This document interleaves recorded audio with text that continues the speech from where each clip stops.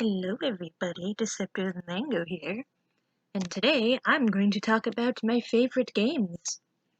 So I had a lot of games growing up.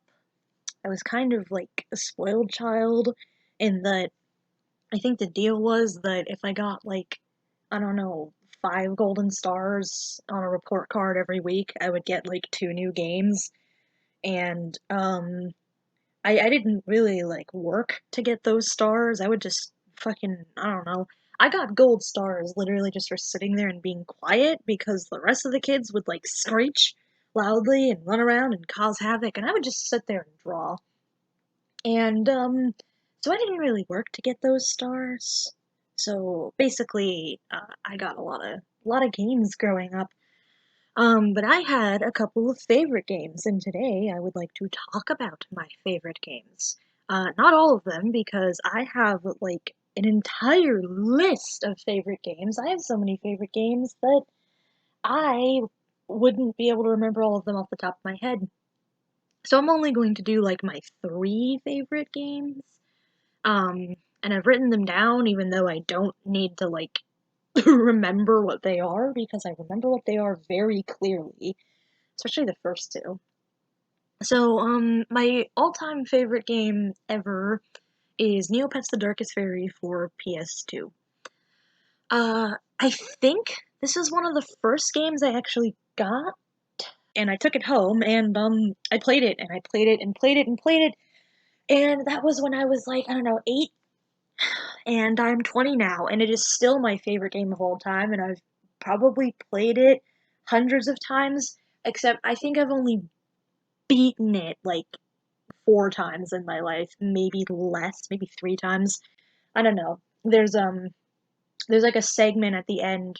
I think there's a couple segments in the game that are really hard, but I think there's like this one segment at the very, very end of the game that's like a maze. I don't know. I actually haven't played this game since like 2017 because my PS2 and my PS3 are hooked up to the same TV, and if I want to play my PS2, I have to unhook my PS3 and I have to hook up my PS2, and it's a hassle that I don't ever feel like dealing with.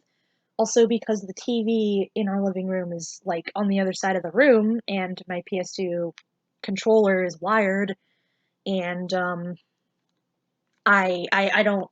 I would have to put a chair like 2 inches from the TV in order to play it, and I don't want to do that. Though I was thinking about getting a wireless controller. That way, I will absolutely be able to, because I only have like 2 games for my PS3.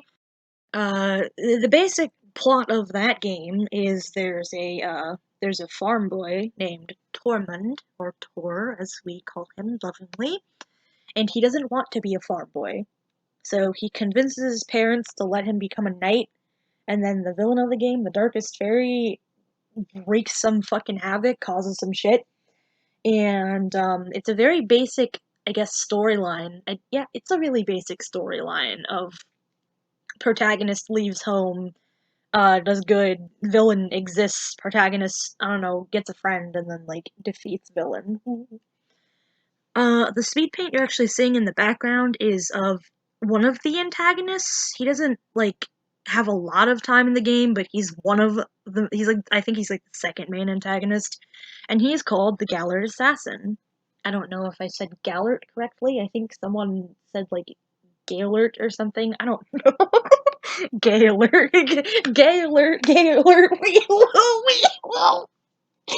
Okay, that was really stupid. I apologize. Yes, he's called the Gallard Assassin, and he's evil. He doesn't really have like an actual name because Gallard is the species he is, and it's like if you meet someone who's an assassin and you call them the human assassin. That's really I call him Simon. Um, I don't know why. I mean, I think I just like made up the name and I was like, "Yep, Simon." And I looked it up, and apparently his voice actor is also named Simon, and that's a coincidence. So I just call him Simon to myself personally. This is the first time I've ever drawn him, so it probably looks very wacky.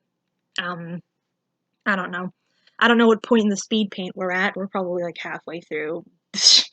I don't know. Watch me sound stupid. Anyways, yeah, so Neopets the Darkest Fairy for PS2 is my favorite game ever. Oh, yeah, I know that there's like a website or something that has to do with Neopets that I think is like the main thing. Don't go into the comments and try to talk to me about the website. I know nothing about it. I learned about it when I was like 16, and I think I made an account on it just to see if I liked it, and I think I got bored within 5 minutes and I never touched it again. Because it's from what I remember, from what I've heard, the website is like nothing like the game. First of all, the Neopets are like pets and they stand on four legs. That's weird. In the game, they're furries, and I'm a furry, and this game is one of the reasons why I'm a furry, and they stand on two legs. And they have pets, which are their pets, which aren't sentient, but they're really cute. Yeah, so favorite game. I don't know anything about the actual like source material. I don't really care about the source material because the game is its own thing. It doesn't have any sequels to my knowledge, and Galar Assassin is my favorite character because he is dark and edgy, and he's the reason why I have so many assassin characters. And also, all of my assassin characters are like the same character.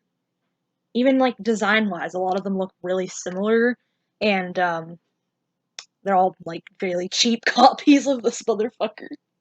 His personality's not that unique, anyways, though. My second favorite game is Spyro the Eternal Night for PS2.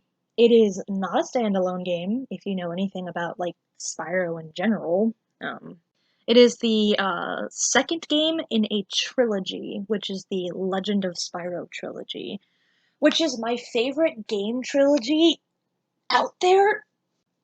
I really like Spyro the Eternal Night for PS2. I have to specify for PS2 because I've told people about games I like and they're like, "Oh yeah, what system?" And I never knew they were. I grew up with a PS2, if you couldn't tell. And that's the only system I had aside from like DS's, but DS's are very vastly different from PS2s. Yeah. Um, I guess the basic storyline of Spyro the Eternal Night is Cinder has gone missing. Cinder is like Spyro's girlfriend. She's gone missing, and Spyro has to go find her. And he's been having weird dreams. And he finds out from like a Time Lord or whatever. I don't fucking remember. I haven't played this game since like 2015. He finds out from an old guy that like when the moon gets full. I don't fucking remember. Basically, the moons are gonna align and they're gonna be full, and darkness is gonna reign for like 0.3 seconds.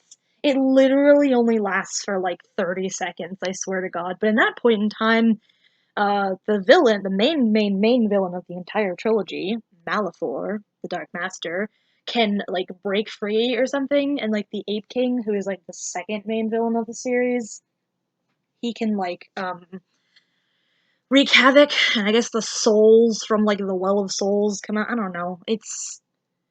I just realized that the storyline is not as basic as I thought it was. Also because it's the second game in a trilogy, so there's like the first game, which has a connecting storyline, and the third game, which also has a connecting storyline. Anyways, my third favorite game is Barnyard for PS2. I grew up with the movie, so it's nostalgia for me. But I also grew up with the game. Because if you didn't know, there was a game. There was also a TV show, but I didn't really grow up with that. Basically, how this game works is you exist.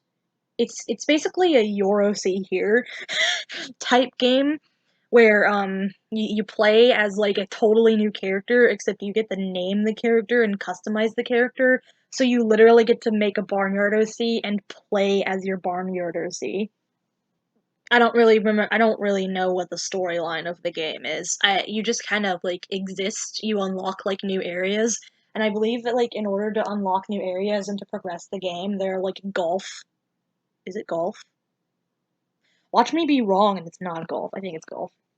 There are like golf tournaments, and I think they start out okay, and then I guess as the game progresses, they get harder, and then like I think the last one is like the hardest fucking thing I have ever. Oh, I hate it so much. I think E. I don't really know what the story is. It very very loosely follows the movie, like very loosely. Basically, yeah, no, yeah, I don't know how to explain this game. It's fun. It's really fun. It's just like random segments of shit that you do, and then like there's like a fucking garden. There's like a.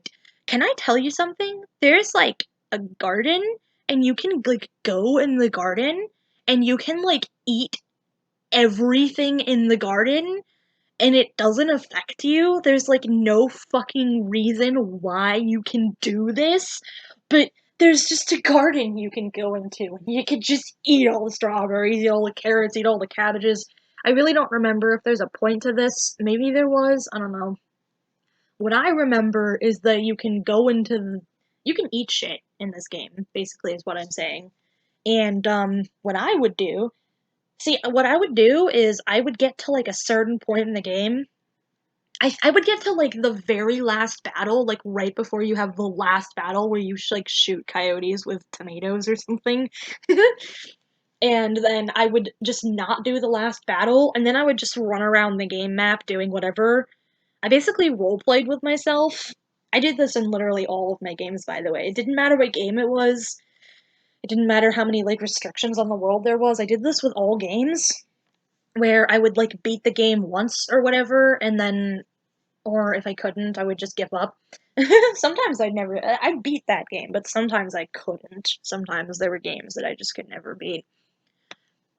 But I would like get to a certain point, and then I would just put off doing the rest of it, and I just run around the map doing whatever the fuck I wanted.